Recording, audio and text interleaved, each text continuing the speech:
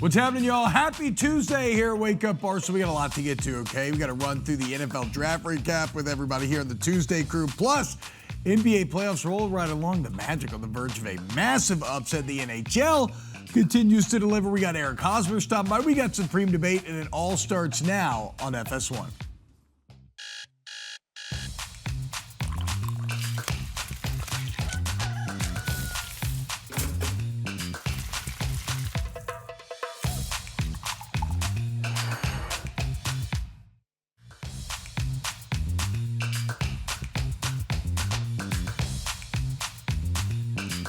What's happening, y'all? Tuesday, Wake Up Barstool. Team of A-Bear, Big Cat, Eddie, Nicky, Turani, Stephen Che with you here today. Guys, drafts in the books. Playoffs roll right along. It's a great time in the sporting calendar. How's everyone feeling today? Feeling good? I feel good. I want to say that I think the last couple of weeks have been tough because I was writing the Pardon My Take book, so I was basically not sleeping for 2 weeks straight. Wow. I've now slept. I'm happier. And I have a point that I want to throw out. Even though I'm happier, I have a point that I want to throw out there that's going to be seen as like in Stephen Che's face. So maybe I'll save it. You know what I mean? I don't want to start hostile. You literally almost start hostile with Che every single show. Yeah, I don't want to start hostile with the guy. Now that you've slept, you don't want to start. I'll say this: my adversarial relationship with Che, which I do love. Now that I've slept, I think that my point of contention with him is a lot less like, oh, I hate him, and more like, hey man, explain this. You're stupid, and people like you are stupid. It's good that you're changing up your approach because you have never beat him. Right. You're That's the 0 other for part. a trillion. All right, let's do it because it's a sports debate. I am so happy that I don't watch the regular season of the NBA because people like Stephen Che, these dummies out there, will tell you for 6 months that the Detroit Pistons are good at basketball, and I've watched all 4 games of their playoffs. That team is not good at basketball. All 4 games of their season. Yes, and guess what? They stink, Nick. Not a good team. Stink. They're last in the power rankings. They do not know how to put ball in hoop. It is dreadful to watch. It's so bad, Eddie. Like, it's dreadful. so bad. That game was so bad to watch. They didn't score a field goal for the last 5.5 minutes of the game. Like, what was their offense? Just Cade do something? And that was Cade it. is out of gas, and like part of it is maybe conditions. 2 years in a row, these kind of run out of gas, and I think there's a little bit of injury. There's a little bit of he has no one else, so he has to basically create all the offense. But this team is the 1 seed, and they stink at basketball. And the people like Stephen Che watch all year. They're like, oh, the Pistons are the 1 seed. They're pretty good. No, they stink. The guy just had a collapsed lung less than a month ago. I said injury. Okay, well, that's a big deal. Orlando was a good team going into this year. The expectations were very high. They disappointed during the regular season. It seems like they're putting it together. Detroit also does not have a lot of shooting, which I had said. They've got Duncan Robinson. They've got Kevin Huerter, who barely plays. They are going to struggle to put the ball in the hoop. Jalen Duren has just gotten completely punked this series. He's been horrible. Orlando's pretty ugly, too, though. Like, they're... Yeah, They're not good they're either. ugly as well. Yes. Well, they're just 2 of the worst teams in the league. Yeah, well, one of them's the 1 seed. That's the crazy part. So with Jalen Duren being so bad this series, if he's not one of the 4 best players in this series, they have no shot. And so far this series, it's been Cade Cunningham and then a list of Magic. Paolo, Franz Wagner, Desmond Bane, even Wendell Carter Jr. is outplaying him. But Jalen Duren is a perfect example of like he can't shoot, so you can't have a player like he needs the ball. He needs everyone to set the offense up for him. That's all the Pistons are. They're just a bunch of guys that they need Cade to do it for him, and Cade is just gassed, and it's just brutal to watch. And then like Tobias Harris he scored 20 points last night, but he missed every big wide open 3 that he was given. Yes. It is a terrible watch. I apologize to Pistons fans. I think you probably were excited about this year. Detroit's kind of had a rough little like rise and then fall. Right. Where like the teams have gotten Lions, better. The Lions, yeah. But I went to sleep last night. I was like, thank God I have football and college basketball, and I didn't spend time this year thinking the Detroit Pistons were good at basketball because they are not. But look, they I are mean- not good at basketball. Well, but Pistons fans nearly had an entire calendar year of feeling they were good at basketball. I mean, they had all year. Like it's. I don't know if I they know it did. sucks. Okay, so what is better? Because you have two fan bases going through completely opposite scenarios here. Magic enter with all the expectations, fall woefully short. So for 82 games, they're pissed, they're miserable, they're in the play-in. Now, they feel on top of the world. Pistons, 82 games of like, oh my God, we've arrived, we're here, and now it's all falling apart. Good question. No, the Magic were injured all year, right? Like they never. I think the best team, like the best team construction, played maybe 10 games together. Correct. They were still ready to like. So fire they their still, coach they a couple actually, weeks if you ago. weirdly, if you're a Magic fan, you're like, well, this was the team that was supposed to be there all year. Next year should be awesome. The Pistons, I mean, yes, I don't understand, why they didn't get any more shooting or anyone else who could score the basketball at the trade deadline because they cannot score the basketball. They lost their best shooter, obviously, because of the gambling thing. Yeah. And listen, Orlando runs an ugly offense too, like I said. No, they do. I mean, Paolo's- Jalen yeah. Suggs that was one of the worst games I've ever seen. Yeah. I mean, he did okay defensively. He was like Missed 1 for everything. 13 or something. I don't even. Every time I looked up, he was just missing a shot. Yeah, Paolo doesn't bring it to the hole as much as he should. I don't know, because it's kind of you're kind of in no man's land too. Like, are you Yeah. gonna crown him after a horrible season for winning this playoff series? They probably get smoked next round. Like I don't know. I'm I a was going to say, Magic how believer. good are the Magic? I don't know. Do they have a little magic in him, Stephen Shea? Can we trust you? So, I mean, your guy Dom, big Cavs fan, like they're no cakewalk, and they're now tied 2-2. I think. Oh, the Cavs stink too. They're a completely unserious team. I think they do get out of that round, but the Cavs and Magic played 2 years ago or 3 years ago, and it went 7 games and was like objectively a good series. The entire East stinks.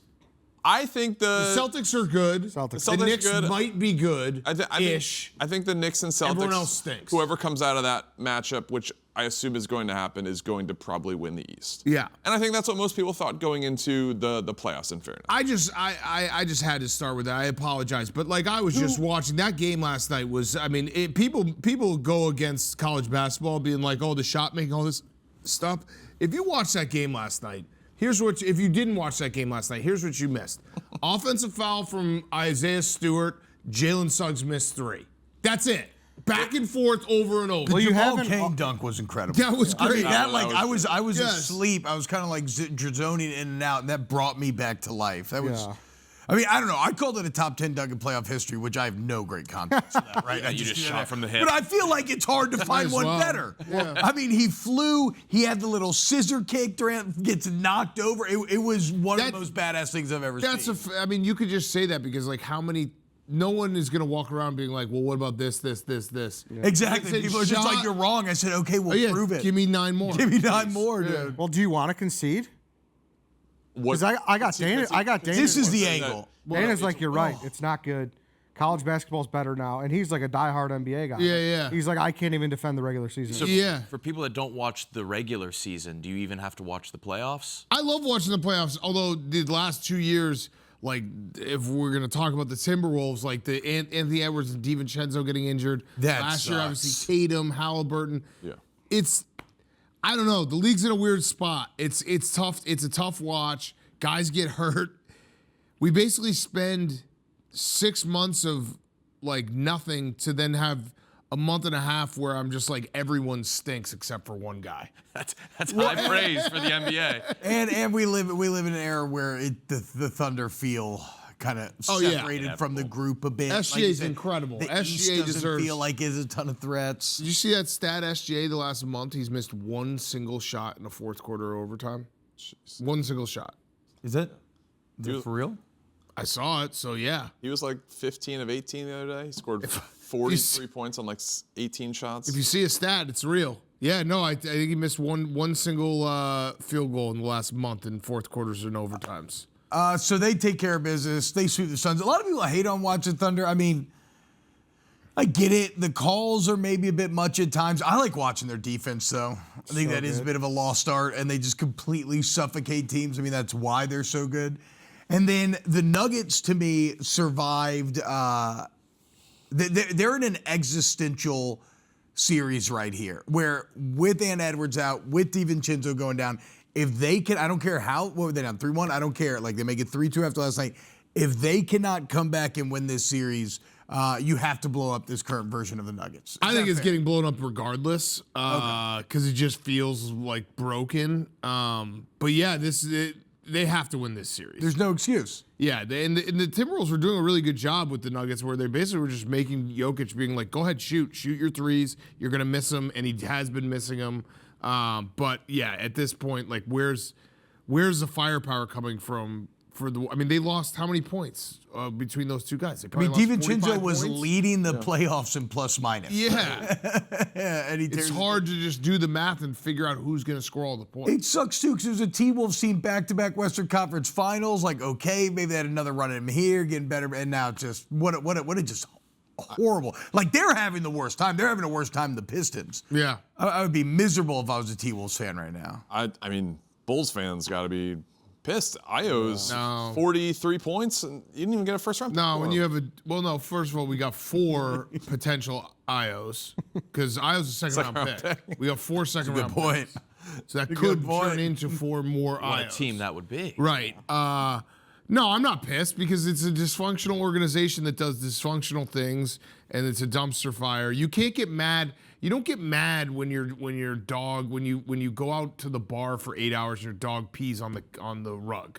That's on you. Yeah. Like, if you are emotionally invested whatsoever in the Bulls and they disappoint you, that's kind of on you. So it's just. Yeah, but they invent ways. Yeah, but I mean, the Io thing, like, they needed to tank. Io probably would have won more games. I wish we had him. Maybe I think he's a free agent. Maybe we'll sign him. Yeah, but I don't know. Go have like a knee surgery or something. Like, yeah, there's ways to do it. Yeah, we're stupid. Like, I know. Yeah. I know. You're right. They wouldn't have done that. Correct. Yeah, but they could. I think he is maybe a restricted free agent. They could probably sign him free agency. That'd be funny. Got a lot of money. Shout out John Morant, supporting the boys at the game last night. All right, coming up next, let's get into some NFL draft. Don't go anywhere more. Wake Up Barstool here on FS1. Look at Chicago.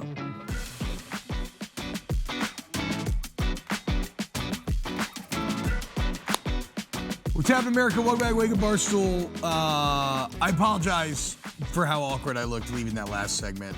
What'd you do? What were you doing? I was trying to force in the John Morant thing. He was at the game last night. Oh, did you try to do the hand And he did thing? the gun thing, and I did you it. just did it again. And it just felt so awkward and forced and deeply uncool compared to when Ja does it. That was pretty cool that they were there for Desmond I agree. Bain, though. I agree, dude. Like, you Support don't your see boys, that dude. very often. I agree. Shout out John Morant. That's And Last Jaren Jackson segment, Jr. the last segment too. Your mug was Yeah, true. on the arm of the chair, and your hands were flailing. You never touched the mug. That's great situational Yeah, awareness. so dude. there's that.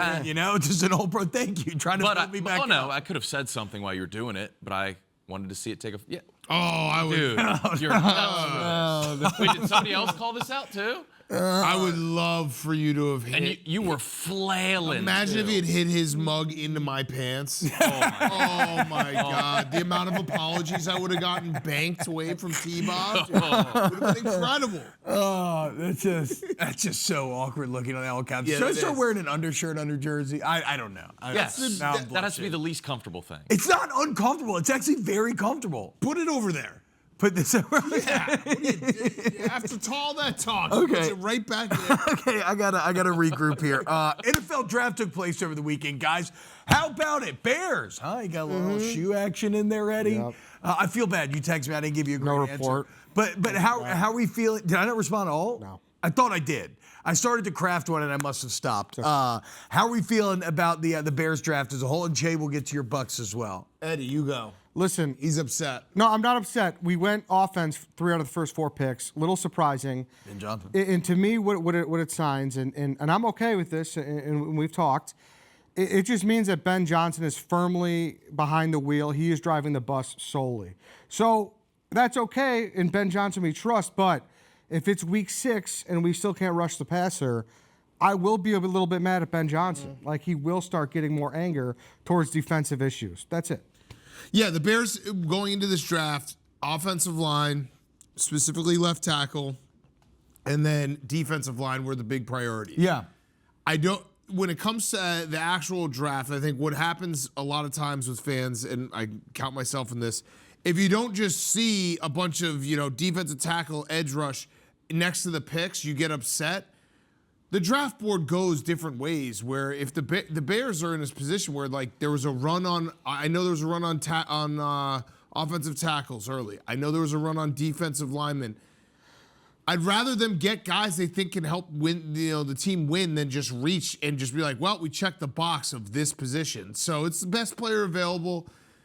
People are going to argue about the draft. I'm going to trust Ben Johnson. Last year, people thought the Colson Loveland pick was crazy, that Tyler Warren was better, that they didn't need a tight end. He turns out to be a top 3 tight end in the league by the end of the year. And now they have another. And now we have another, which that one actually makes sense. I understand people are clowning on that. Durham Smythe went to the Ravens, I believe, and he was our blocking tight end. He's going to be 13 personnel.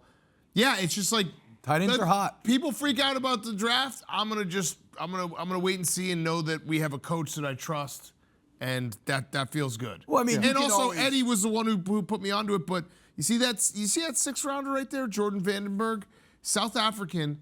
Guess what he did 5 years ago, Nick? What? Nothing political. No, he was I believe 17 years old. He jumped clean out of a pool. Oh, Yeah, no, okay. so that's a home run. Okay. Clean out of You a didn't pool. I like bring up these his videos. nationality for that. I don't know. It's cool that he's South Yeah, African. you buried the lead. South African. No, yeah, he jumped clean out of a pool. You don't do that if you're not a stud. No, Eddie- that should be a first-round grade. If I would have answered you, I was crafting a message which I was going to say that Xavier Thomas, very athletic, seems like a grade WR3, 4, but he feels like a guy too, has some skill in the return game, going to be like a core special teamer. You see, that pick was the one pick that, again, I just went on a whole rant about how I don't really care about I don't judge the draft because everyone's basing it off a consensus that was made up by a bunch of people that like Che out there. The Xavier Thomas one was the only one that I was like, because we've done this song and dance of drafting a guy in the 3rd round, Velus Jones, who was a special teamer, speed, and he couldn't catch the football. Yeah, and I want to know, I am happy that we have all these guys. I think they're all going to contribute. I think obviously he has a plan. Well, Ed, statistically, some of them won't. Some of them will be awful. Actually, No, you almost don't know all that. of, almost You don't all know of that. them will miss. No, you don't know that either. What if Totally, they're all but I'm awful? saying- What happened? But being funky and drafting not positions of need and best player available is the smart way to do things. Yeah, we got funky. Yeah, it is a smart way to do things. Yeah, it's smart to not draft positions you need. But two things can't be true. Don't let him twist It's your crazy words. what's happened to you in 1 year. Don't let him twist your words. Ben Johnson has happened. Yeah, right. No one's ever done this. It's So the deepest level. It is funny how it works. Like you say Ben Johnson, I look at Saints draft class and I just say Tyler Shuck. Yeah. Like Tyler Shuck makes me feel good about everything. Ben Johnson has given me the deepest level of trust that I didn't know that existed deep inside of my body. He beat the Packers twice, Nick. Yeah, you're right. And he ran it up on him, and he hated him. And It's awesome to see, but Yeah. it's also funny to see now this blind optimism that Yeah. I didn't even know you had in you. Yeah, I know. Neither did I. This Ben Johnson has changed everything. I was literally everything. I want to see how you guys will react when you have to get mad at him.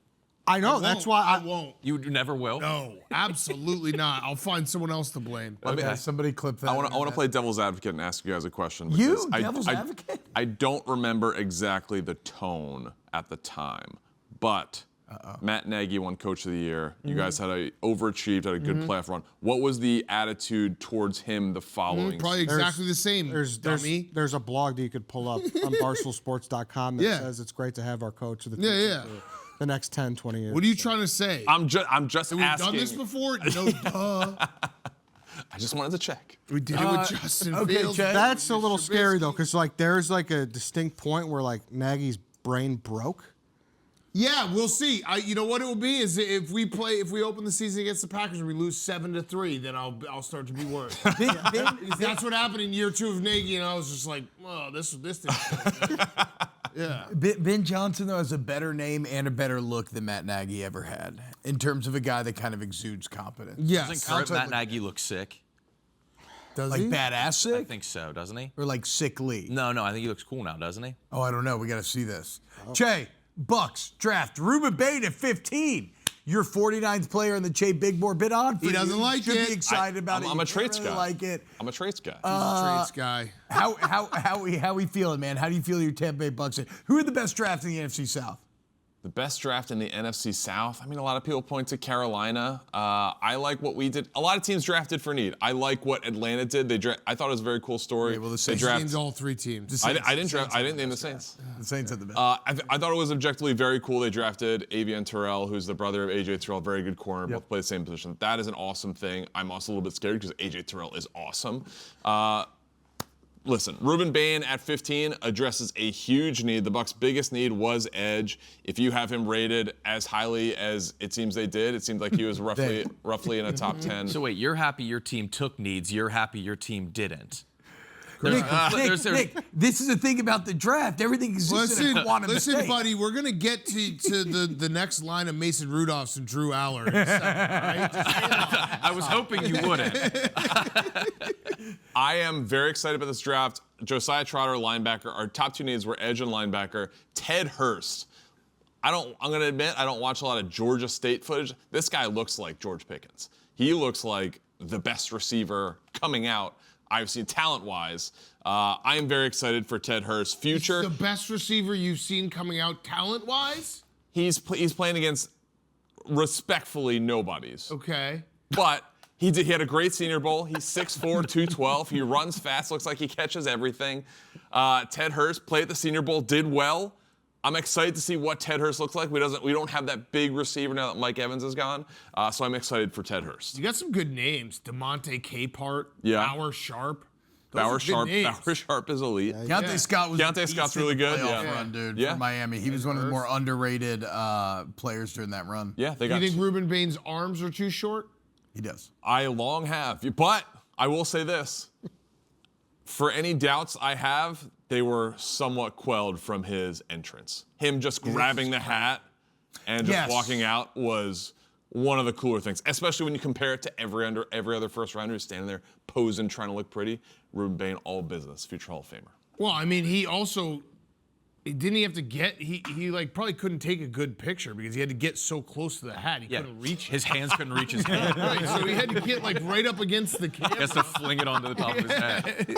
Tried to hug Goodell. He couldn't. Yeah, his hands didn't touch when he hugged Goodell. Yeah. I saw a clip. Takes out a cane and just does like a swirl to put it on his head. I saw a clip of Michael Irvin being like yelling at ESPN. This was like in a podcast or something like that because this is supposed to be like one of the best moments of Ruben Bain's life, and he's going up, and on the ticker it's showing like his arm length, and he's like one of the best moments of the guy's life. You're showing one of the negatives for everyone else. Didn't they make a broadcast for that? Like specifically, like ABC is doing the like nice broadcast. Where they're like, oh, Ruben Bain's dog died when he was 4 years old, and then You're right. Yes. yeah, they won't mention the other car accident he was in. No. Yeah. All right, let's get to. Nikki, we'll use the Stillers as a bridge for some quarterback talk here. Let's pass. Long line. His mother was a Go to break. Mason Rudolph. break. His father was It's a whole line of Mason Rudolph. He's Wait, so wait, perfect. he got Mekhi Lemon though. So Yeah, that was a great come pick. on. Yeah, dude, that's tough. But hey, pick. but at the time that felt even worse because what the Flyers were doing to the Penguins, but Penguins kind of back. Yeah. Penguins Yep. kind of back, dude. All right, here we go though. Fernando Mendoza to the Razors, Ty Simpson to the Rams, Carson Beck to the Cardinals, Drew Aller to the Steelers, Cade Klubnik to the Jets. In 5 years, which of these quarterbacks is still starting for that team? Obviously Fernando, right? It would be a disaster if he's not. Do you think Ty Simpson is starting for the Rams in 5 years? he's gonna get a late start. So yeah. Yes. Yeah. Yes. He should be. That would also be a disaster if he's not. Beck to the Cardinals? That's kind of interesting, dude. Doors wide open for him to play immediately, though. I can't think of a worse place for him to go. No, I saw a perfect. Wait, why? I don't know. It just feels like Beck in Scottsdale feels a little scary to me. Yeah. It just never works out in Arizona. Yeah. I apologize to who I saw this tweet and it was so perfect and I wish I could shout him out. Maybe we can find it later.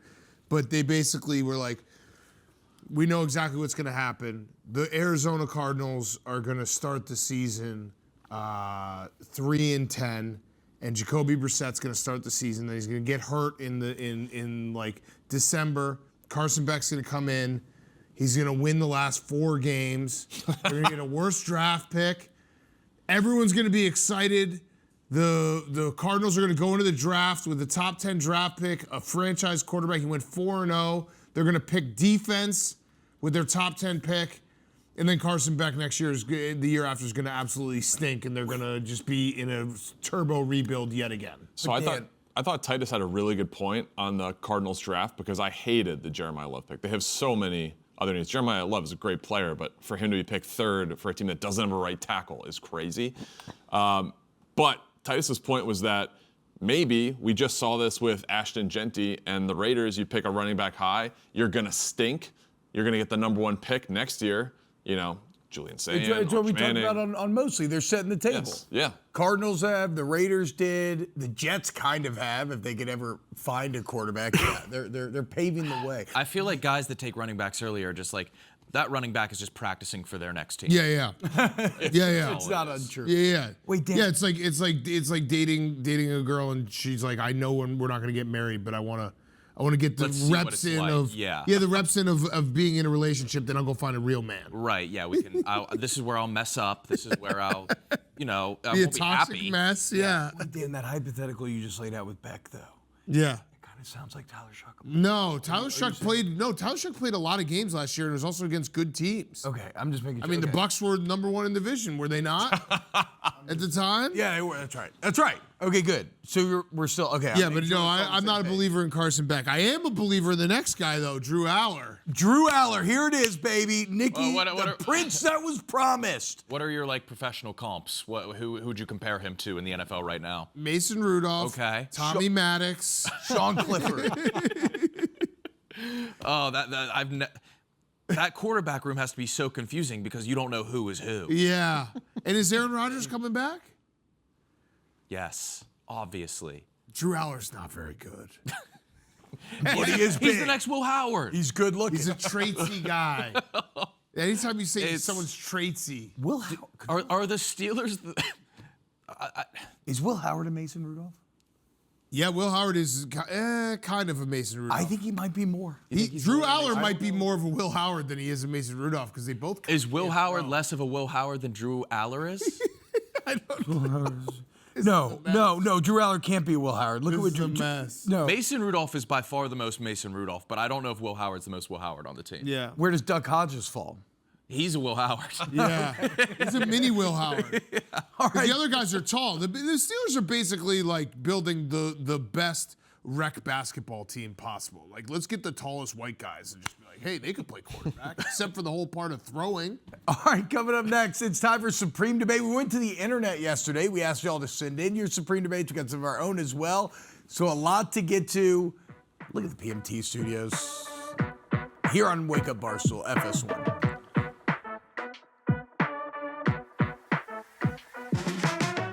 Tap and Wake Up Barstool here on FS1. Okay, guys, it is time to engage in some Supreme Debate where we have the conversations that no one else in morning sports talk television is willing to have. And today we're going to start with the internet. We asked you on the internet to give us your Supreme Debates, and our guy Josh Van Kirk with the first one. Which would you rather be playing? Which would you rather be playing wide receiver on your team? A Boston Terrier, the size of Denzel Washington, or a very sick St. Bernard, Jeremy Bernard? I mean, it's obviously the Boston Terrier. It would have to be, right? Yeah. That's a pretty fast dog. Yeah, that's a dog that's got a little. I mean, I don't know about long-term like tank, like in terms of stamina, Right. but because One Saint play. Bernard can.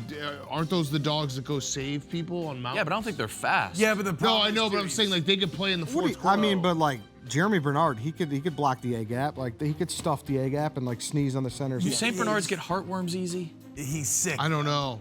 Yeah, but he could sneeze on the center and stuff like that. But think about how quick a Boston Terrier is, and then you size that up to Denzel, and like that's a big slot receiver. He's a mismatch nightmare. If you're in Yeah. a dome, I want the Terrier.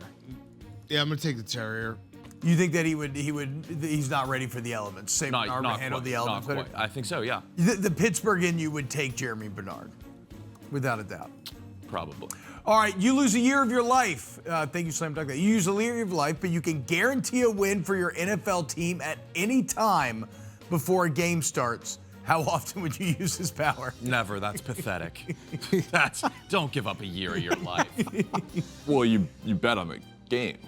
Yes. Become Yeah. very I'd rich. wait till they were just. I wouldn't. People are assuming you'd take just a playoff game. A year of your life. I would take. I would take like the Bears when they're tank. You know, when Yes, two when they're the games, biggest down, underdog. They're like 17-point underdogs. Just to hit the money line. Yeah, that's Dude, when you're on your deathbed, you're like, I shouldn't have given up that entire year. But like What if no, could but if make- you made like millions of what dollars, if you made $10 million? Yeah. Like $10 million right now. I give up So a it's year of giving my up- life. Would you give up 1 year of your life for $10 million Your right children's now? childhood. You know how much they change in a year? No, Well, it no. depends. Sorry, I'm thinking end of life. I'm just thinking I die at like 72. Oh, I was thinking like medical-induced coma. Oh, no. I No, wouldn't no. do that. I wouldn't End do that of for life. anything. End No, of life, you give no. up 1 year. Oh, that end of life is. Oh, I'm not prepping myself well for end of life. Get rid But that would stink though if you end up like because you don't know when you're gonna die. If you were tragically if I was like gonna die die when like you're 41, 50 and now you're yeah. dying when you're 49, everyone thinks about it as I'll give up a year when I'm 95. Right. like, is it that bad to be on ice for 365 and then you come back and you got $10 million bucks? You would miss out on. Yeah, I a lot. couldn't that do would that. I stink. couldn't do that. I'd hate that. Wait, what if you couldn't gamble on the game? Would you use it for a Super Bowl? No. No. No, because Oh. once you get to the Super Bowl, you gotta to get to the Super Bowl is pretty hard. You gotta figure you got a decent chance. Yeah. And you kind of want the are we gonna Yeah, win feeling? right. Maybe using like an NFC championship. Yeah. If you punted on a year of your life and you woke up the year later, how long would it take you to catch back up? And what would you start with? Just I mean, I can't. I mean, I'd probably go on Twitter and see if Nicky Smokes cracked. the answer would be no. The first thing I would do. Yeah, the answer would be no. Then, I think it'd be impossible. You just have gaps at all times in your brain. You would never catch up. I mean, you would catch up, but like people would reference things and things would be talked about, and you'd just be like, "What? Okay, I guess I missed that." Right? I think you could catch up pretty quick. Yeah. Nothing happens. Imagine if I missed like the Braylon Mullins shot Oh, against Duke. That would be terrible. That would be brutal. wait, which one is that? Watch it, It was, again. Yeah, you in play the it Elite 5 Eight. times. Over a 5-year period, would you rather your team be consistently on the cut line of making the playoffs, i.e. the Bulls or Steelers, or be consistently a bottom 5 team, i.e. the Browns, Pistons, or Bottom 5 team. Yeah, so the thing is, whatever side you're on the opposite of in your fandom, you would take the other one. Yeah, I'd agree with that. I- Wherever you currently sit, you would want the opposite. Like, there are people jealous of Steeler fans. Right. And I Yes, I would say I would easily take the cut line. I mean, watching this. I mean, It's terrible. watching the Pelicans be bottom 5 for half a decade is broken. But then you Well, hit a like I star. don't even want to check in anymore. Hold on, we should broken also clarify. There's a very big difference between basketball and football. Well, I'm going to show up for the NFL no matter what, so it doesn't matter. But I'm saying like a football 10-7 season is still you can enjoy it at points.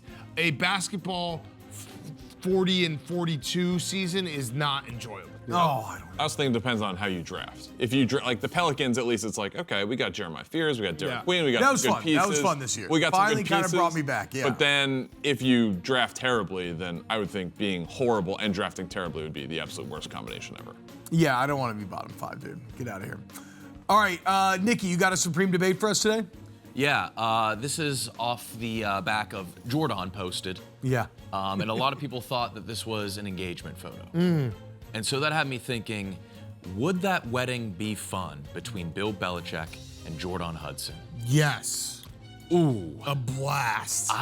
But you love the awkwardness. Yes. You asked Ray Romano if his twin sons kissed. Correct. Jordan would probably do like a sick cheerleading. I was gonna say the dance floor. That would suck so bad. No, the dance A floor. guy would like be me awesome, that can't dude. handle be so cringe, incredible to and watch. like Bill's family side would have nobody in the church. It would be sad. Them walking down the aisle would look like a Leon the Professional sequel. Jordan's first dance would be like 45 minutes long, and it would be awesome. He wouldn't be able to hang. Like No, he would be. that wedding would have to prop start at like the 10 a.m. I would love it. There'd be so many old guys I could have a cigar with outside. Yeah. Like, Hold on a second. Go back to that. I got a supreme debate based on this because the caption says. Nick, she would put on a show.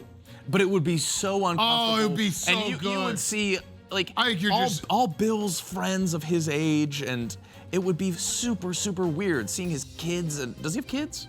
Yeah. I think so. Yeah. Grown Wait, kids. Yeah, adult children. Oh yeah, Steve. Yeah, poor Yeah, Steve. no, he has Steve great- dragged to the it was wedding. It's so dude. weird. His grandkids. Wait, His okay. grandkids. What about this? Is Bill Belichick, now that Giselle is no longer in the picture with Tom, is Bill Belichick the most successful wag in all of sports? Find me more. That's a wife and girlfriend, obviously, which Jordan's referencing here. Is there anybody in all of sports that's more successful? Zach Ertz. 8 Super Bowls to his name, 6 as a head coach. Also, this is crazy. What would you think? Easy if you were Fudd. Yeah. Oh yeah, that's Yeah. a damn good Boy, one. number 1 overall pick. But like, Are they broken up? Don't talk Did you see the about it. press conference? No. They did a press conference about breaking up? they're not talking about it anymore. No, but so AZ Fudd had the press conference where the PR person cut her off and was like, we're not going to talk about off the court stuff. Paige Beckers had a press conference yesterday where she said, I'm going to address this once and once only. We're not going to talk about it during the season. And she did not mention that they're dating. She just mentioned like AZ got picked number 1 because she's a great basketball player. We're professionals. We play together. That's it. So I think they're broken up. No. I think No, that's. Steven. If the way you just described it, she was trying to basically make it quell the narrative of her getting picked because they're girlfriends.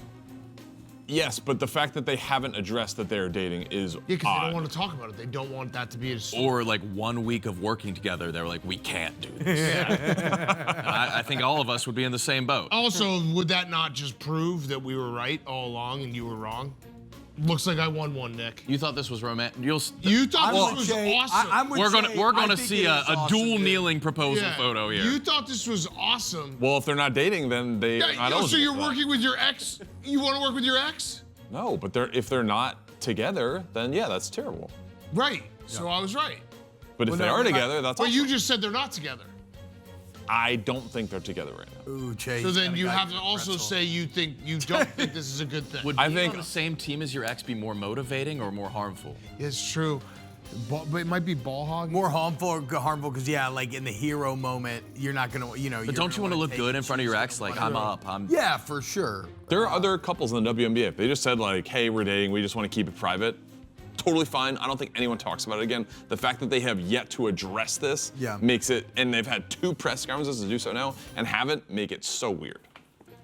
I don't find it very weird. I actually don't even. We spent way too much time talking about it. Yeah, I know. Okay, this is Omar. bad. This is really bad segment management by me. We got a little bogged down there, guys.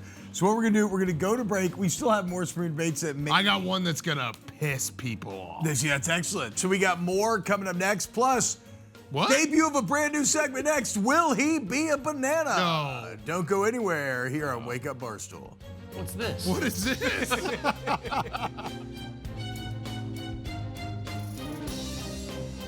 All right, Dan, I got a really great idea that we cooked up for you. You're going to love this segment. You're going to love this segment. So yesterday we're doing stock up, stock down. I stocked up Russell Wilson, right?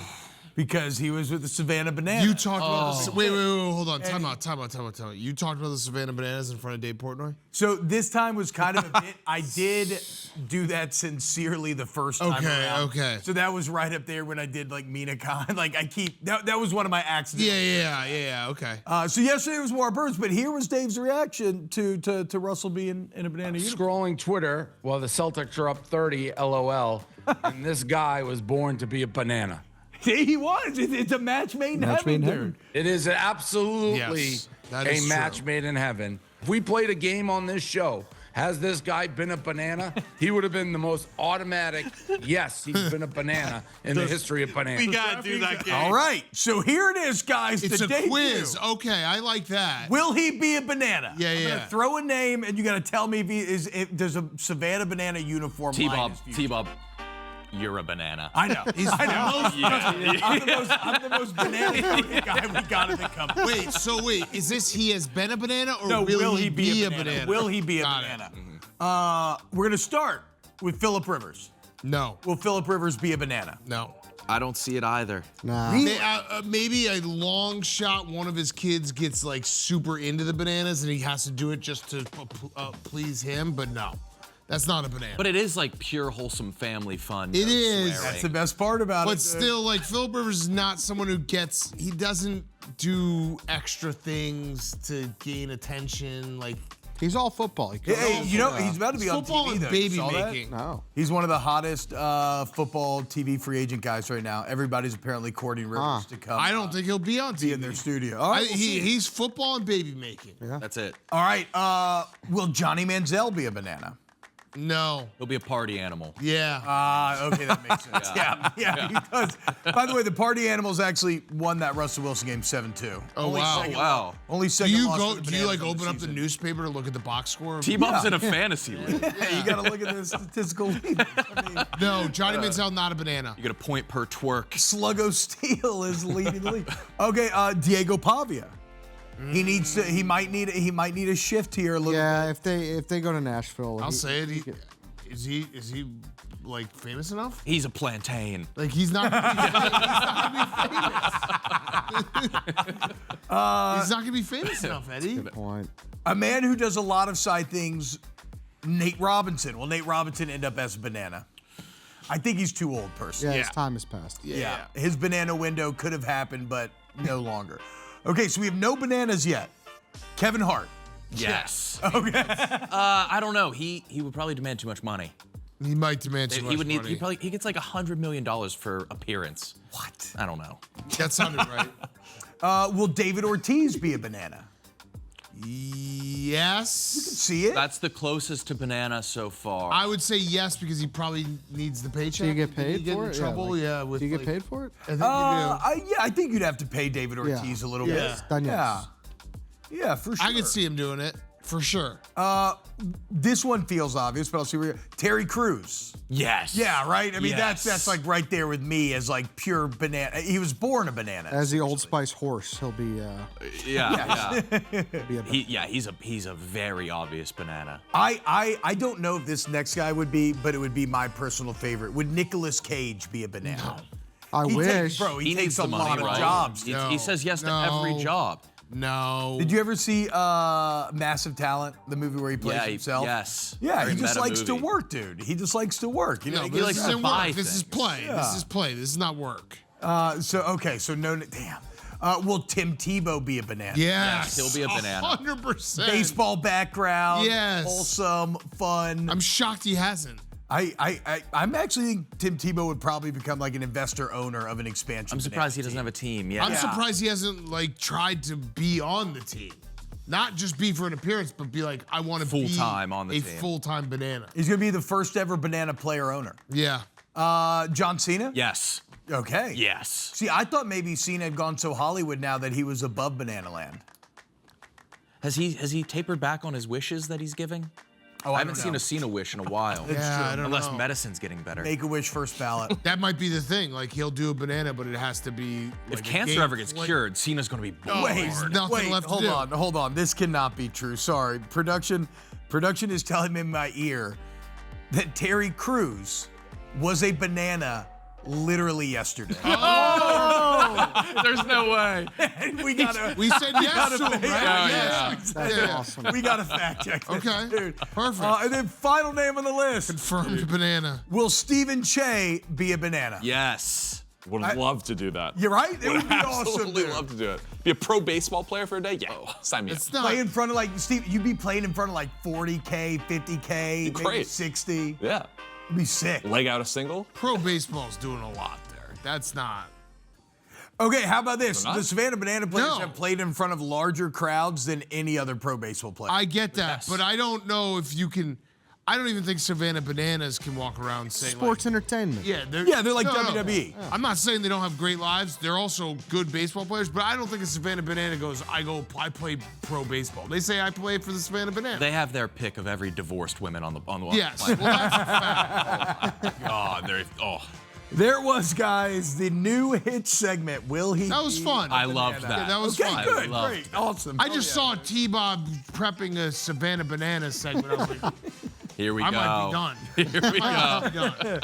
All right, coming up next, it's time to talk to one of the best in the business, guys. It's Hornets play-by-play man, Oh, the Eric squonk. Collins. And this is a squonk. I don't think we have the time. squonk? That's the Iron Pigs. They're doing a game as the Squonks, which is the saddest mascot of all time. get- It's a pig that's always covered in warts and crying. Oh no, that's great. It's the inverse Eric Collins. Well, I'm on the happiest, most excitable man in sports next. Don't go anywhere.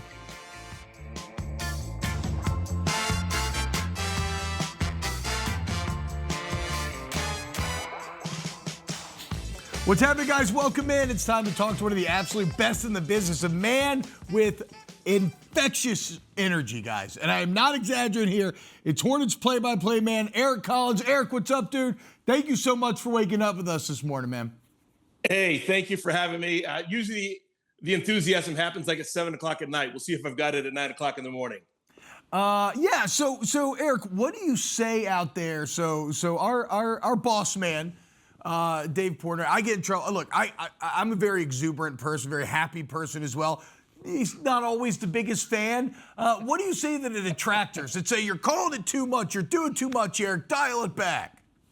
I totally get it. It is what it is. But, I've done this the exact same way ever since I started doing it, and that was back in the 90s. And, it's just always been my thing. It's natural. It's organic. It's the way I feel in the moment. If I'm going to a game by myself or with a buddy, I'm doing the same thing. I'm high-fiving after the first jump hook when it makes it, 4-2. To me, it's just who I am. And I kind of said, I could always try and be different and be like everyone else, but why be a bad version of someone else when you can try and be the best version of yourself? And that's just who I am. And it's got me this far, and I probably can't change. And if someone really wants me to change, I'm just going to have to leave. So it is what it is. Eric, I'm Steve. I'm the guy who made the Instagram tribute to you maybe like 2 months ago. You are my favorite broadcaster in the game because of your infectious energy, and I'm excited that the Hornets are good now, or at least, relevant, because you were doing this when they stunk, when they were terrible, and you're shouting out chicken salad and all this stuff. You're the best. I love watching you. No further questions. Was there a single question? Yeah, You're the best. Keep doing what you're doing. You're my favorite. See, the thing is sometimes people think that like I'm rooting for a specific team or rooting against a specific team. It couldn't be farther from the truth. Like the whole point is when I was a kid, my mom said, hey, when you go to a game, you're going to see something you've never seen before. Let's try and find it together. So I'm always looking for something that's going to happen that I've never seen before. And it kind of is, I'm waiting for that 6 or 7 overtime game. If someone's leading by 6, I'm rooting for the team that's gone by 6. If someone, all of a sudden the lead changes hands, I'm rooting for the other team. So I just want a good game. Every single time I go to the ballpark, the arena, I'm just rooting for something fun to happen.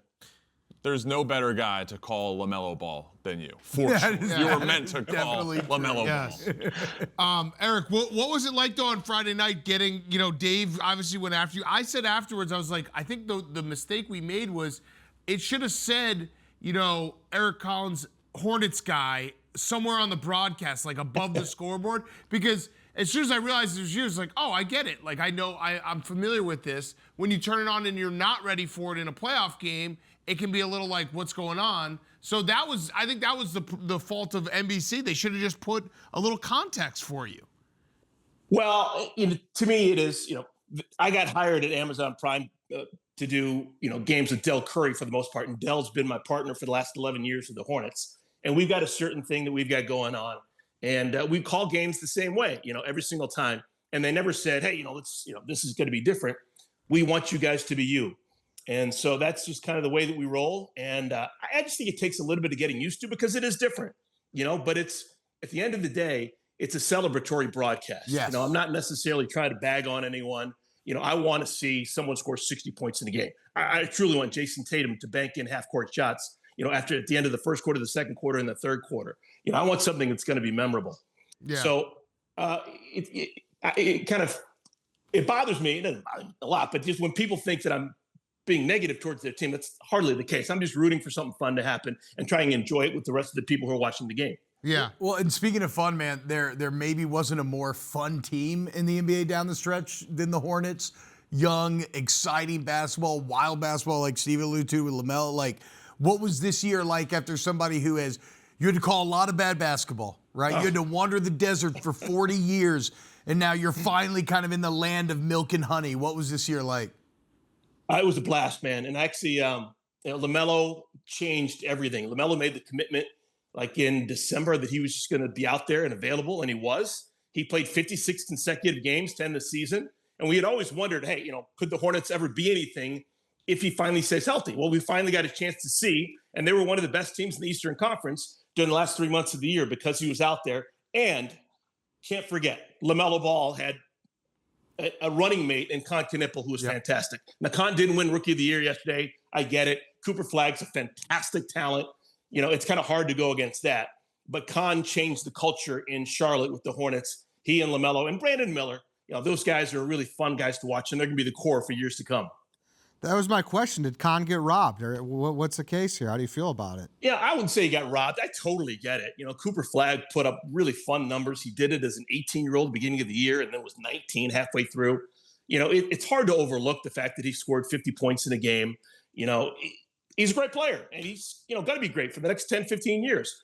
I just think that, in my opinion, watching Con Knippel each and every night, he played 81 out of 82 games. Damn. What he meant to the team, he didn't have a great last 2 weeks. But what he meant to the team, leading the NBA not only in three-pointers made, but the percentage in which he did it, he shot 43%. He made everyone on the floor a little bit better, and that changed our franchise around. So I would have liked him to get it just because he made the franchise immediately better. We still got to wait for Cooper in the years to come to kind of have the Mavericks make that jump.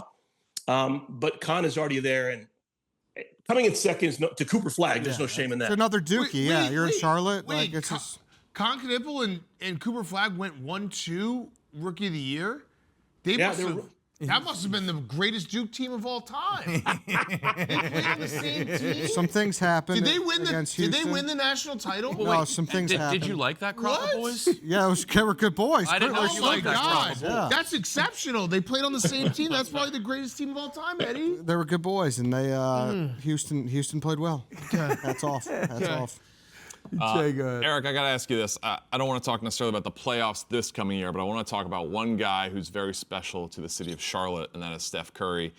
He has 1 year left on his contract in Golden State. He obviously worked with his dad. Del Curry's jersey was just retired.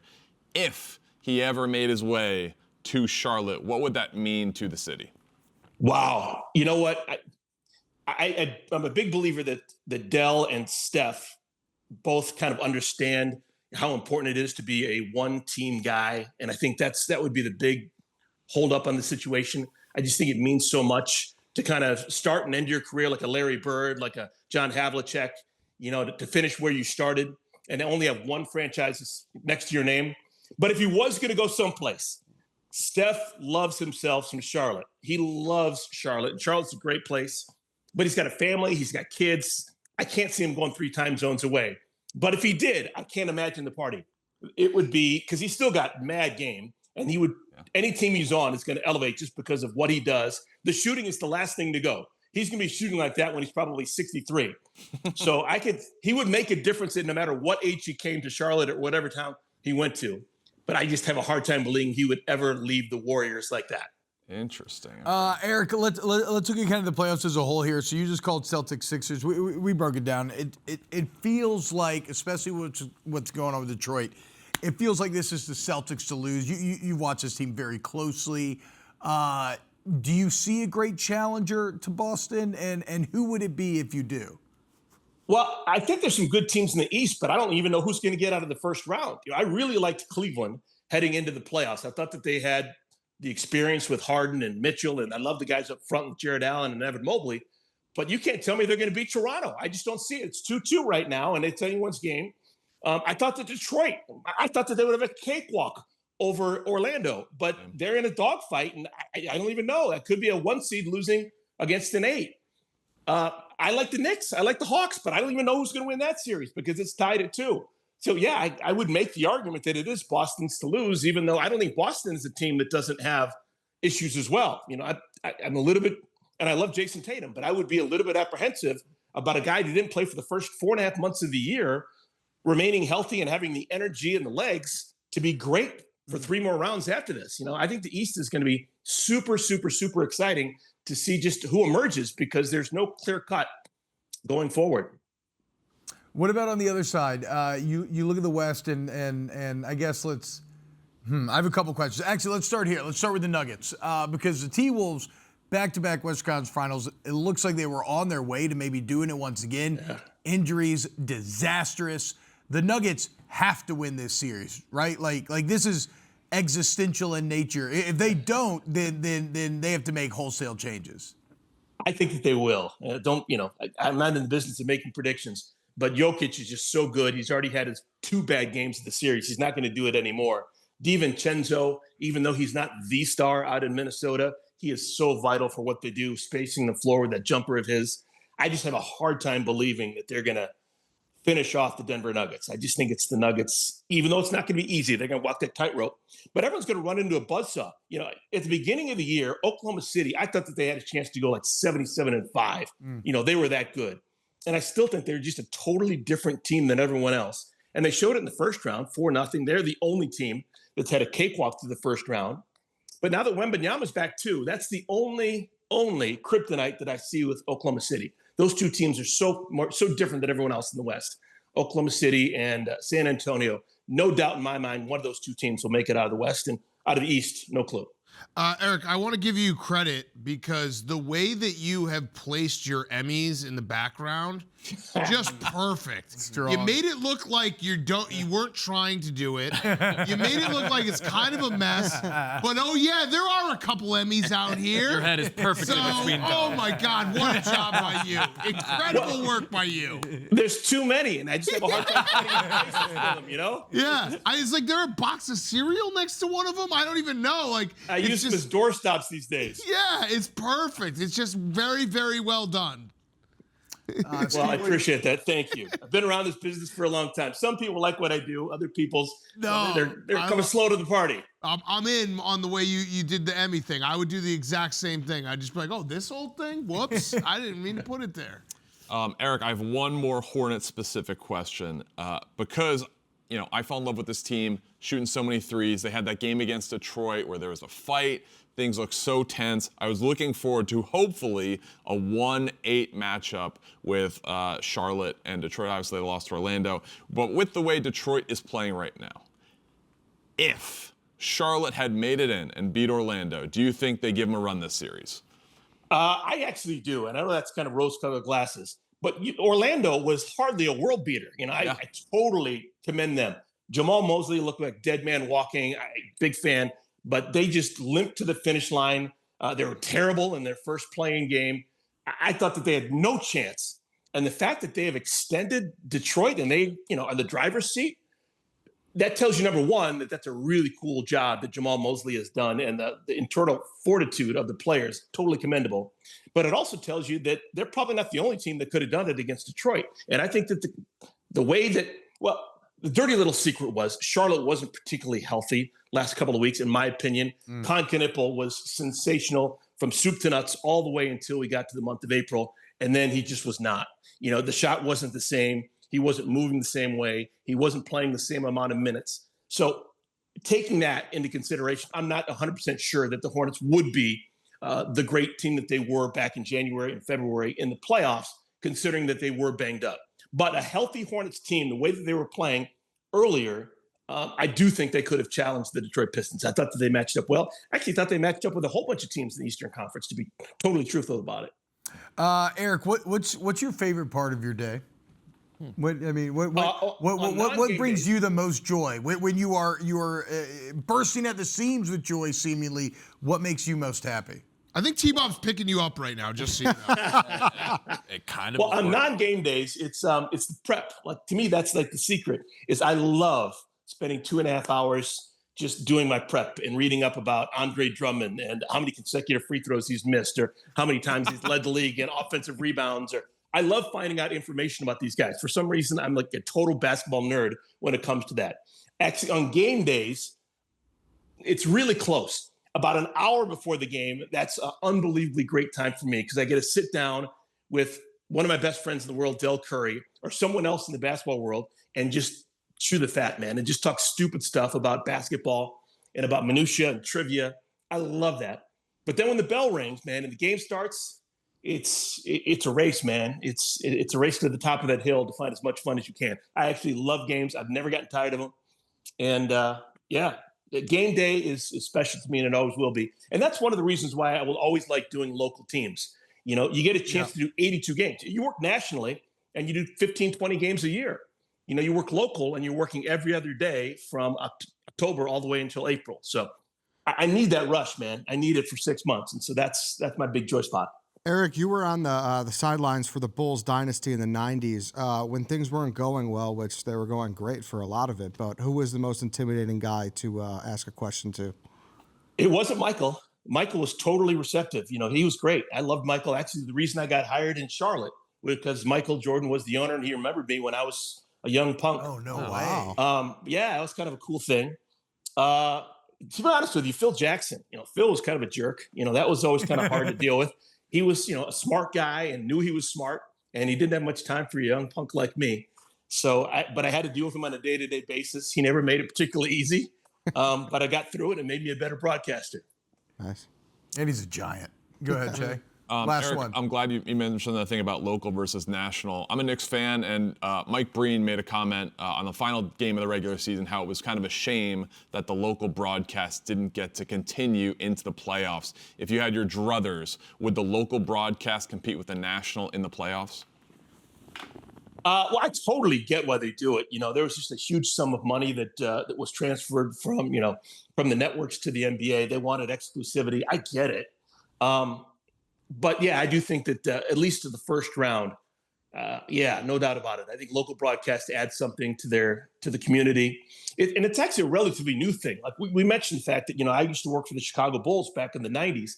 We would do games all the way up until like the first week of the Eastern Conference Finals. So I was on the sidelines doing a game with Craig Sager, like 10 feet away from me, doing the national broadcast as a sideline reporter. And there was a local broadcast, you know, so the times have changed. The money has changed. I get it. But yes, it would have been nice to do a local spin, a local broadcast as a kind of a reward for the Hornets fans who have been through so much to get a chance to hear their local broadcasters talk about their team. Yeah, I mean, you're like the friends. Like, there's a relationship there, man. Eric, cannot thank you enough, dude. You're the absolute best. Like I said, keep doing you. It's a ton of fun to watch, and we're all big fans, man. Thanks, guys. Appreciate it. It was great on the football calls in the fall as well when he found his way in the Panthers-Dolphins. That was the game. Yeah, oh my God, dude. All right, coming up next, more Wake Up Barstool. We got Big Cats 50-50 and more Supreme Debate as well. Don't go anywhere. Wake Up Barstool on FS1. What's happening? Welcome back. Wake Up Barstool here on FS1. Yeah, that was a little weird, wasn't it? What was that? I don't know. I like that you're trying new stuff on a national platform. I wasn't trying to. Now's the time. I'm doing a Digger Phelps thing. You know, I got my highlighter matching my jersey here. All right, let's a Tide pen. That is a Tide pen. That's a Tide pen. It's not a highlighter. That's fair. Let's finish off Supreme Debate. We got the 50-50. If you coming up. hit this cup of coffee into me, I will actually, I think I might fire you because you've been warned multiple times. Yeah, I know, whiskey. but look, I mean, every day it sits here. I've never knocked it over once, dude. This thing is right You here. always put that there? Yeah, I'm almost positive. It feels very natural, so I think that's where I normally He does it a put lot. I didn't even think about it. It makes me so anxious. This is subconscious. Why, you think it's going to fall off? Yeah. Maybe so. All right, let's get a Supreme Debate. Dan, what do you got for us today? Oh, my Supreme Debate's easy. I was thinking about this.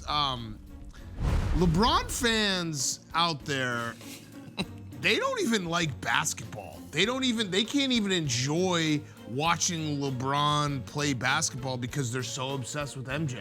It's actually pathetic the way they act. So that's why I don't even know if this is a Supreme Debate and just a statement of fact. Like, he goes out on Friday night, incredible night, steals the ball, hits the three, alley-oop. It was not really an alley-oop because it was a layup. To Bronny Jr., all these things happen. And what do? They just hop online and they're like, oh, GOAT debate is done. MJ could never do this. Dude, Yeah, that's actually sick obsession. Are you coming at Brandon Walker right now? No, I'm not at all. No, I'm just Didn't he have that tweet? He might I think have. he had that exact tweet. The debate's over. Didn't see it. Really? No, didn't wow. see it. Crazy. All these LeBron fans are like, dude, just go enjoy. I enjoy ball. I watch ball. Okay, I can enjoy LeBron and put my head on my pillow knowing that MJ is still the GOAT. I don't have to think about this. I don't have to debate this all the time. LeBron fans are pathetic. They're just so pathetic the way that they just have to be validated after every single game that he has. We get it. He played a long time. It's awesome. I'm enjoying watching LeBron. It was a great game on Friday night. It's cool Look to at have him that, still in the dude. playoffs. I want to cherish the moments that we still have LeBron before he eventually retires. Just stop with this. You're making yourself look bad. Who's this from? I'm tired of presenting LeBron James as the best basketball player in the history of sport. I think I'll be living my truth from here on out.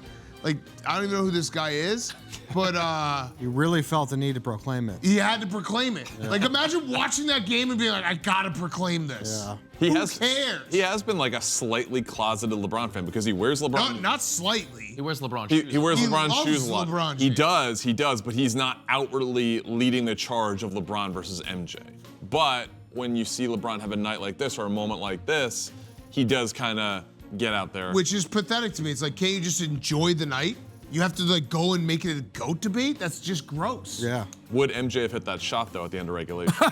It wouldn't have been at that spot. He already would have won.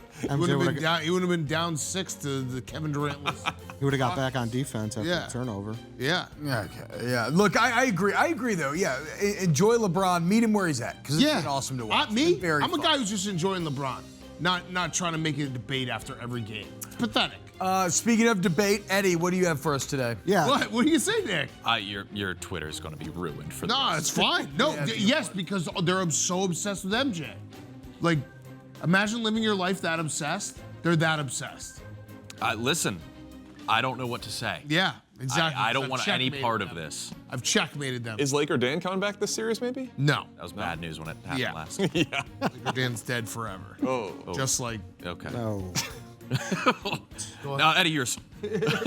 Hurry, Eddie. Yeah, listen, great sports weekend coming up, and I think it should be legally binding that Canelo should be fighting someone on the Saturday Pacquiao. until he's dead. Yeah, Like, yeah. I don't care if he's 68 and he's fighting Snap, Crackle, Pop. Yep. With his left hand behind his back. I want Canelo Alvarez fighting. Agreed. On the Saturday before Cinco Agreed. de Mayo. Agreed. I don't even care if he does an entrance, like before the Kentucky Derby, and he like fights a 10-year-old. Doesn't matter. I just need Canelo Alvarez on the Saturday before Cinco de Mayo. You're right. It's a great Saturday. It's like, it's finally really, truly spring/summer, and we get the Kentucky Derby, and then it should go right into a big fight. Sure, and I think he's fought the last 4 of these Saturdays, and this year he's not because the Bud Crawford fight was in September, and he's done like 10 of them in his life. So he's the guy. Yeah. He just needs to always do something. Yeah, Mayweather was the guy for a while. Yeah. He would fight every single Kentucky Derby Saturday for a while. Nick, I can't remember. Did we do yours? If We not, did, I yeah, have Bill one. Belichick. Okay, Che. Sorry. If you are up double digits in an NBA game and you score with no defender in the front court with under like 10 seconds left, the other team should be allowed to punch you. There's an unwritten rule in basketball. The game is over. The game is over. There's an unwritten rule. Yeah. Don't let yourself get down by that. Guess what unwritten rules are for? Losers. Jokic was a loser for doing Oh, I don't think so at all. Yeah, he was. He was literally lost the game. He was a loser. Yes. So tell me this. Why is it that always someone who's upset about an unwritten rule is the guy who's losing the game? You're A winner's loser. never been upset over The an winner never cares about unwritten rules. Oh, he pimped my home run too much. Oh, he scored. Guess what also happened in this game? Jamal Murray took a 3 with 8 seconds left when he could have run out the clock. Why is that not poor sportsmanship? Sure. I mean, they're down by, what is this, 16 Loser at this energy. point? You're Loser trying- energy. I don't like this. I think Jokic was perfectly valid. Like, No. we saw Giannis do. Loser. He was a loser too for that. Unwritten rules are for losers. I seriously, I couldn't feel more strongly about this take.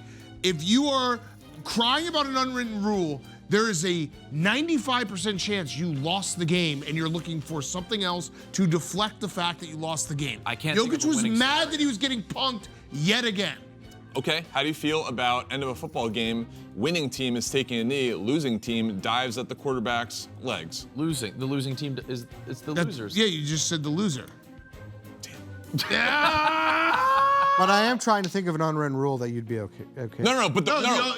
No, I'm correct, because the winning team is mad. What? The winning That's team just is mad. injury. You're just mad about the injury. Wait. Wait, the winning team is mad. Said About injury, yes. Because He's yeah, about wait, no, injury? he's right. No, He's that's right. actually a good scenario. About injury? Jay's right, though. Injury, yes. Injury, I can understand. But potential of injury. Potential of injury. It is didn't all happen. They're mad about. So Greg Schiano's the only man that could create the unwritten rule. But also, the winner is upset. the losers are triggered there. They're like diving at people's knees because they're The upset. winners were the winners. The Giants were the one that was mad. No. The losers are the ones jumping and triggering and jumping at your knees. that's the unwritten They're rule. triggered. They're still Right, but playing. They're playing to the whistle. Look at his But smile. the whole reason they're He's got upset. him. The whole reason they're upset is because they're losing.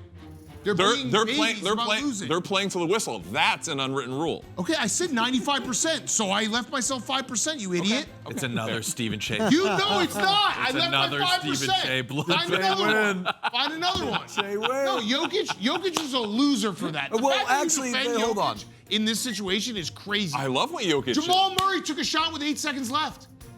Why? There was no. They're losing. What? The winning team just dribble it out. But Jamal Murray, why are you taking a shot? Why are you taking a 3 with 8 seconds left? You gave him the ball back.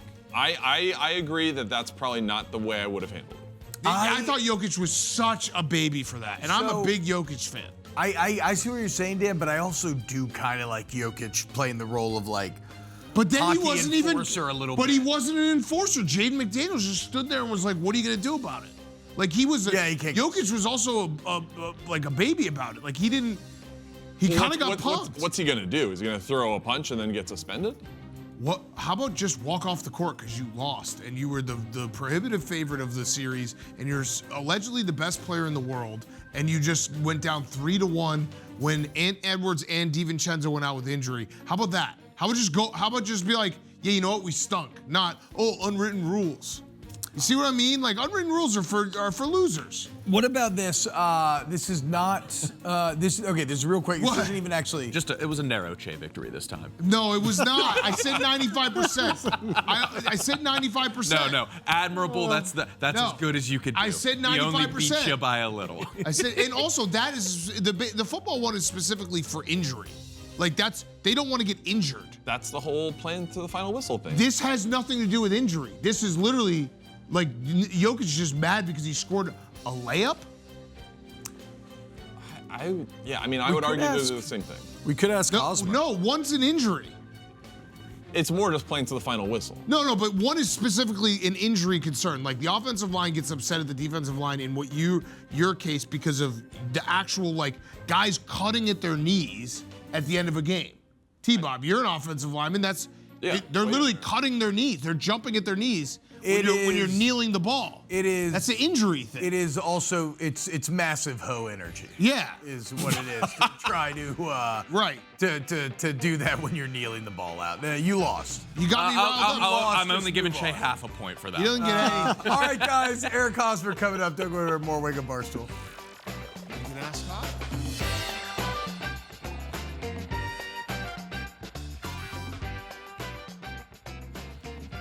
What's happening, guys? Welcome back to Wake Up Barstool. We're going to talk to Eric Hosmer here in a minute. We're getting a little early, so he's going to join us in a second. We'll talk a little baseball here in the run-up to it. Cubs have been hot, boys. Tough one last night. I don't know. 10 wins in a row turned into 3 losses in a row pretty quick. Yeah, for sure. That's baseball. exactly. I don't know. We're if you playing can good say teams that. now. We were playing bad teams when we won 10 in a row. Yeah, but you got to beat the bad ones. Is it kind of lame that the Cubbies broke Mason Miller's scoreless streak last night, but it was just like wasted? I mean, because that was badass. He's on the verge of history here. You have the bad foul ball call. They scored 2 runs. Yeah. Yeah. The foul ball call was tough. Yeah. No, I know. I mean, good on him for scoring 2 runs. But what I'm saying is, like, if he was going to lose that streak, I would hope it would be like a blown save and the other team wins. It just feels like the streak got wasted for nothing. And this was crazy by the umpire. This angle, you kind of maybe see what the umpire's talking about, but then you look at the other one. I thought picking it up down the third baseline, he kind of moved it, and watching it live is like he's doing a joke because he like moved it so egregiously. Or be like, oh, just call it foul. But then looking at this angle, it does actually go foul. I don't think he gave the ump enough time to look at it. The ball hadn't stopped moving when he picked it up. Yeah, maybe went a little premature there, but you can clearly see the dirt between the line. He's kind of covering it with his hand a little bit, to your point, Jay. Look how close the ump. Oh, he had a I was making that about him. That's kind of funny. crazy, dude. Jim Joyce. But yeah, so Jay, how we feel with the Cubbies? You feel good? I feel good. I mean, Let's start with Jay. I mean, they were winning this game. They were winning. He's the 162er. These guys show up with the Johnny come doesn't lately. mean I almost swore there. He also hasn't watched every game. Yes, I have. Every single second of every game? No, not every So single then it second of doesn't matter. What are we talking about? 162er is Jared Carrabis watching every second of every game.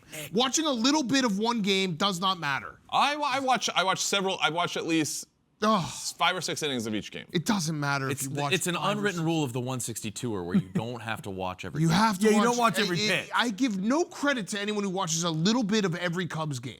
That doesn't matter. Jared Carrabis, Meek Phil, Frank the Tank, these guys watch every single second of every single one of their games. Disagree. What do you mean? They do. Is Dan upset Disagree. about that? What do you mean? They have How travel do you stuff. disagree with that? No. Jared Carrabis has not missed like a pitch of a Red Sox Carrabis game maybe. Carrabis in maybe. 15 years. That's a fact. Carrabis, I will agree. I'm Yeah, they're, starting, they got a Eddie. travel. I'm starting to get it. I'm starting to finally get to your side. Yeah. This whole 162er thing is so. You guys are making that a thing. I haven't mentioned that term in how long? Weeks? How long? Yeah. Okay. I think there's a little bit of jealousy coming from this side, Che, because they've been Cubs fans forever and they've never been a 162er. Oh my God. And like that's what I'm rooting. Jealous. All right, let's welcome I'm in rooting Eric for some Hosmer. success. He can help us settle this debate. Eric, have you ever heard of a 162er? Do you know what that would imply? And like, do you have to watch every pitch of every game to be one, or is it just kind of keeping eyes on it? Nah. I've never heard of the 162er. Thank you. So this year, I know Che's a new baseball guy. I'm trying to introduce him. We're growing the game here, but it's too much, Che. I don't need you burnt out. I need you fresh rolling into October for playoff baseball, buddy. Thank you, Hosmer. He's not doing it. It's one thing if it's natural, but to be like, I'm gonna be a 162er, that's not natural. You know what I mean? Yeah, I'm not going around saying that. Dave coined the term 162, and I said, "Oh, that's cool. I want to try that." That's it. No, you want to be the tell perfect people that. attendance kid just to get the Yeah, you certificate at the end of the say year. that. You say 162er to people. In Yeah, we no don't need any context have I heroes, ever Dave. Don't be a started a hero. conversation Yeah. or led with that. If you guys are saying, "Are you going to be a 162er?" I will respond, "Yeah, I'm trying to do that." That's it. Okay. Che, are you yelling right now? I love where you're at, right? You're pissed off right now. I He love is. it. And Big Cat, this started with you, buddy. I've been watching the show. I love what you're on this morning. Thank you. Unwritten rules are for losers. Hey, no doubt. But I will say, T-Bob, do not spill that coffee, buddy. That would be the most. Relax. It's just not going to spill. It's fine. I can't stop Wobbling staring at every it. word you say. What would be the one unwritten rule? Like the only thing I can think of is bunting to break up a perfect game or no hitter. But even in that, if it's a 0-0 game, like you probably, I don't know. Like unwritten rules to me just for the most part like a guy hits a homer and pimps a home run and the pitcher gets mad. Like, hey dude, just don't give up a home run next time. Yeah, just pitch better, right? I mean, Tatis hit the home run 3-0 in Texas. Yeah. Everyone thought I was getting pissed off at him. I surely was not. I love home runs. I love runs. There was a game one time we were in San Francisco, and Mauricio Dubon, who's with Atlanta, he dropped a bunt when we were losing like 9-2. And I was like, buddy, you got to know better than this. Come on, that's not right. And he's like, bro, the coach put the sign on. I'm an up and down guy. Like, what do you want me to do? So I know teams get pissed off because it's like you're showing us up late. And I will say, I'm not one of those guys that wants to be like, oh, back when I played. But my rookie year, somebody was getting drilled if that happened. And I'll say my last couple of years, it just wasn't, no one was getting drilled. Yeah. I mean, the unwritten rules are for losers, Che. That boy. By the way, before we get into more baseball questions, look at Eric's background. Yes, beautiful. I mean, Hosmer, that Gorgeous. is. Did you play ball or maybe- something? That's a green screen. That is the I most- just see a green screen. What's back there? I mean, we got the World Series trophies at a silver. We got the Gold Glove. We got Silver Slugger. That's insane, man. That's the best background we've ever seen on the show here. Congrats. Nice. You gotta let them know sometimes. You know, sometimes people forget. You gotta let them know. Yeah. All right, let's get into it then. The major story that we opened up with Monday, you know, because also Dave. Hey Dan. The Red Sox. Already, you know, Cora's out. A lot of coaches out. There's, you know, friendships maybe in the background deciding who stays, who goes. Do you buy in that this is more of an ownership problem with the Red Sox than it was coaching? It's definitely not coaching, man. I tell you what, Jason Varitek, first and foremost, that guy should never be asked to leave the building in Boston. And then Alex Cora, not only the respect that he has, but his knowledge as a baseball coach. I mean, this guy is top tier. He understands the makeup of his team. He understands one day, you got to steal bases to score runs. The next day, you're going to slug, you're going to hit. He just understands that. I think the big fallout was when Bregman left, because Alex Cora and Bregman, what these guys bring to a hitters meeting, take Roman Anthony, the rookie. All of a sudden, you have guys in the big leagues now like Seth Lugo throwing 10 pitches. Alex Bregman and Cora have the ability to go up to Roman Anthony and say, hey, you can eliminate this pitch, this pitch. This is how this guy's going to attack you. This is the pitch you focus on. Now, for Roman Anthony, he's got to go and figure all this stuff out on his own. He doesn't have half that work just done. So losing Alex Bregman was a huge, huge mess up for them.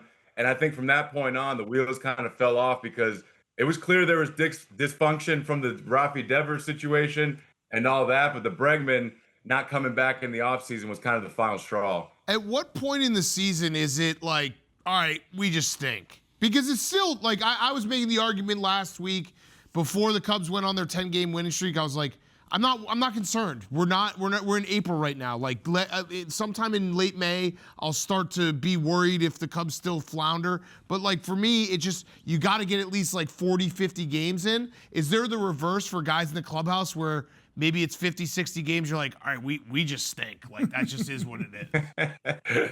Yeah, you definitely trust, like when you leave spring training, it's like, all right, we're not going to ride this emotional roller coaster. We trust that over the course of 162 games, it's going to work out. But if you start getting around 60, 70 games and you're like, dang, man, it's not working out right now, you start to create a little doubt. And there's definitely some worry in the locker room and the clubhouse. But man, Big Cat, when you lose 6 coaches, you kind of look around as players and you're like, is this on us? We stink right now. But Boston, that's a completely different situation, man. I think what's going on right now with the front office, the way they're treating players and coaches, I mean, they're treating these guys like robots almost, man. You got to communicate with these guys. You got to understand. You got to be in communication with the veterans, the leaders on that team.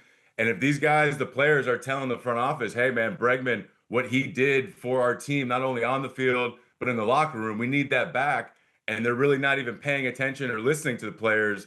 There's frustration there, man, big time. And think about it.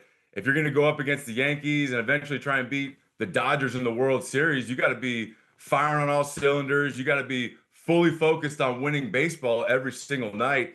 And if there's any kind of distractions, man, you're not going to succeed in this league. Yeah. But it kind of feels like an American League problem right now. Like 11 of the 15 teams are at 500 or below. Like why the slow starts? Like, are you seeing anything? I don't know, man. It's weird because, like Eddie, a lot of the guys in the WBC have started out slow. I don't know if that's got something to do with it, but I tell you what, the National League, in my opinion, is way better than the American League. Like, if I'm an American League team, if I'm in front office, and at the deadline we're in the playoff race, I'm going all in, because you got to figure you can roll through the American League, and then you get to the National League, obviously the World Series, it's going to be a toss-up. You got to play. But right now, the American League is wide open, man. And with the playoffs now, you got to win about 85, 86 games, and you feel like you're in. But, man, you get 2 starting pitchers in that American League, you can cruise through that postseason bracket. I got kind of a twofold question here, Eric. You talk about, like, are we bad? Okay, you have the Mets, you have the Phillies, you have the Astros, teams that maybe thought were going to be good, have inexplicably bad starts. First off, which one of those is kind of most confounding to you? And then, maybe this is more Mets Phillies, do you think Cora ends up in either New York or Philadelphia? Yeah, I think those are the two for sure. I mean, it's going to come down to those 2 teams. I think Houston, man, I think Houston, we can kind of turn the page on them. And I would say respectfully, but I'm not even going to say that with Houston. You guys all know why. I mean, Philly and the Mets, my goodness, man. I mean, both teams, 10 games under 500 this early, both big markets. And I don't know who's going through it more right now, because Philly, that core group, Harper and those guys have been together for a couple years. And it looks like if they don't get it done this year, Dombrowski's going to find a way to break that up, or you got to kind of start cashing in with those older guys and get younger guys in return. But the Mets, man, it's Soto, when you give him $700 million and you're in New York, and now Lindor, it looks like there's not, something clicking there between those two guys. Yeah. They're always going to be talked about. And man, I tell you what, I feel for Frank, man. I'm starting to see that vein going in his forehead. I'm worried about our boy, big time. Jay, go ahead. Haas, I got to ask you about a player that's really emerging for the Cubs. I'm obviously following the Cubs. Mo Baller, Moises Ballesteros. This guy's hitting 387. His OPS is 1144. He's homered in back-to-back games. He had a grand slam last night. They were talking about like Kyle Schwarber comparisons on the broadcast last night. How good can this guy be? I know you're a fan of the Cubs, Steven. I've been talking to you for a while now, buddy. We're good friends. Thank you for telling me that. I will say, dude, this Mo Baller kid, oh my gosh. I just saw the Cubs Friday night, and I was talking to some of them. I was talking to Nico as well. What a gorgeous, handsome man, Steven. Oh, my God. I was like, just hold me, Nico. So I was talking to him, and all of a sudden, Mo Baller's hitting BP. And I'm like, oh, my God, who is this kid? Obviously, he's the young guy, Mo Baller. Everyone knows who he is. But, man, they're saying, hey, he's going to play himself out of the catcher's position because the bat is so real. He was hitting absolute bombs at Dodger Stadium during his batting practice. I mean, one after another. And he's got swag, man. Like, his batting stance, he just gets his swing and stride going so early. And like as a pitcher, you're about to lift your front leg and you're looking at him. And this dude's front leg is just cocked and ready to go. Like Mo Balla on a baseball field, man. He's got that natural swagger. And again, he's going to play himself out of that catcher's position because he's too good of a hitter. Yeah, I think he also, I think he's going to play himself. At what point do you think the Cubs should put him in the 2-hole? Like, this is kind of like Schwarber in that 2015 season where you're like, hey, he was, Schwarber's a catcher, and then all of a sudden he's not catching because he can't, you want to have him in left, and then they put him in the 2-hole. Like this, it feels like that is a perfect lineup with Nico leading off and Mo at 2. Yeah, I'm with you. And I think I'm all about that, Big Cat, putting my top hitters at the top spot, especially that 2-hole. The 2-hole, that position in the lineup always seems to come up in a big spot in the 7th or 8th inning with guys on the line. And then you put him up there with Bregman protecting him. Mm-hmm. He's going to know, man, like I'm getting good pitches to hit. Even if there's 2nd and 3rd, there's a base open. It's like, no, he's not going to walk me. I got Bregman on deck. I'm going to get fastballs. I'm getting good pitches to hit. And then if it comes to the point where Mo Balla just gets too hot, then you got to pitch to Bregman with bases loaded.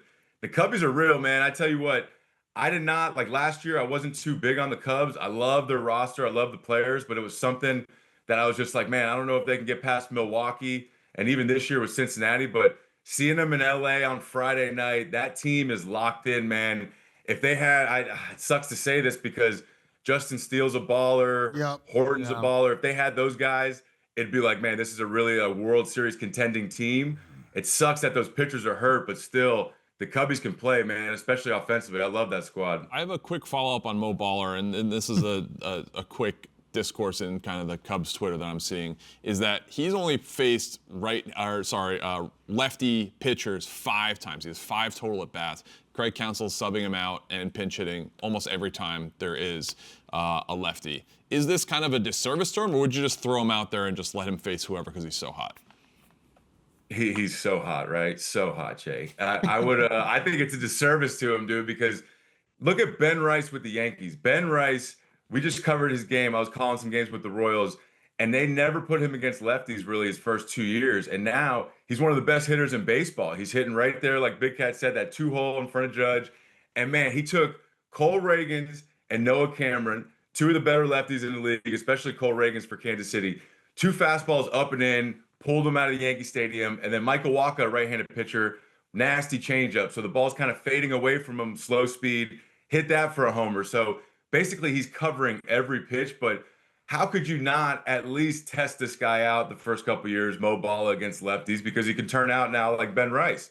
And again, a lot of these teams, when they're doing the left-right matchup, a lot of the guys that are, platooning and getting those at-bats off the lefty, they're signed for 1 year, $4 or $5 million. They're out of there this year. So give those at-bats to Mo Balla. He can figure something out and turn into something. And if he turns into something, I mean, you see how good he is already. If you get half of that production against the left-handed side, you win. Yeah. There he is, dude. 4-time Gold Glover, Silver Slugger, World Series champ, Eric Hosmer. Thank you so much, Eric. You're the best, man. Thank you. We'll definitely do it again soon. Yeah, appreciate you. All right. When we get back, let's close out today's show. More Wake Up Barstool. We got Do You Care coming up, where we exercise our free will and the ability to opt out. We're opt in. More Wake Up. Close it out next.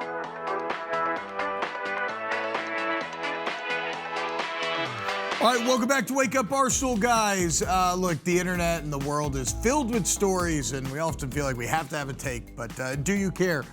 Again, we could choose not to. So, do you care, guys? This year's NFL draft, the first round went much quicker. Roger Goodell's first year, when he ran the first round, it took 6 hours. It took 3 hours. It went from 10 minutes to 8 minutes. Do you care? Yes. I do too. I think this is great. Yes. I agree. I hated the waiting.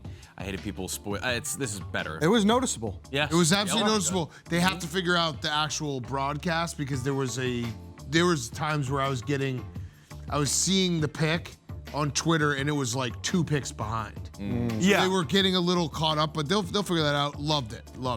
Can they figure it out though? Maybe, I don't know, maybe not. They get the phone call and then it's already spoiled. I don't know. Well, it's kinda just I actually hated this. Yeah, well, Well, the only love the draft. I do, but a big problem with the draft, so it was 15 minutes a long time ago, and 10 minutes I think was a great change, is that teams would take the whole clock. I think the reason I didn't like it this year is because teams did not take the full 8 minutes. They were running them up with 4 or 5 minutes left, and there were like 6 or 7 trades in the 20s, so it was very hard to keep up with the quick turnaround and then also so many trades. You did a great job on the show, though. Thank you. Y'all did an awesome job. Do you care?